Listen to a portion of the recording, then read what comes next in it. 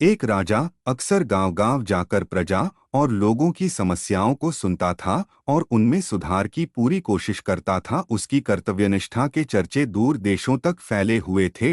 एक बार राजा प्रजा की समस्याओं को जानने निकले थे। उसी दौरान राजा के कुर्ते का एक बटन टूट गया। राजा ने मंत्री को आदेश दिया, गांव से ही किसी अच्छे दर्जी को बुला लाओ। पूरे गांव में अच्छे दर्जी की खोज शुरू हो गई। संयोग से उस गांव में एक ही दर्जी था जिसकी गांव में छोटी सी दुकान थी।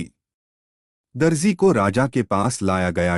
राजा के कहा, मेरे कुर्ते का बटन लगा सकते हो? दर्जी के कहा, जी हुजूर, ये कौन सा मुश्किल काम है।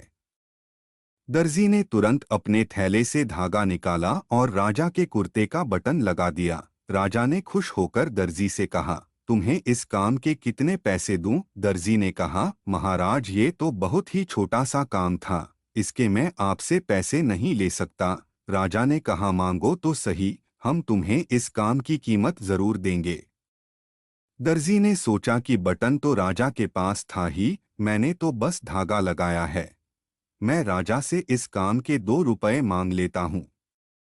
पर दर्जी ने सोचा कि मैं राजा से अगर 2 रुपए मांगूंगा तो राजा सोचेगा कि इतने से काम के इतने सारे पैसे मांग रहा है, मेरे से 2 रुपए ले रहा है तो गांव वालों से कितना लेता होगा। यही सोचकर दर्जी ने कहा, महाराज, आप अपनी स्वेच्छा से कुछ भी दे दें। अब राजा को भी अपनी हैसियत के हिसाब से देना था ताकि समाज में उसका रुतबा छोटा न हो जाए। यही सोचकर राजा ने दर्जी को 2 गांव देने का आदेश दे दिया। अब दर्जी मन में सोचने लगा कि कहाँ तो मैं 2 रुपए मांगने की सोच रहा था और कहाँ राजा ने 2 गांवों का मालिक मुझे बना दिया। हम भी उस दर्जी के समान अपनी क्षमता से सोचते हैं और भगवान से कुछ न कुछ अपनी हैसियत से मांगते हैं।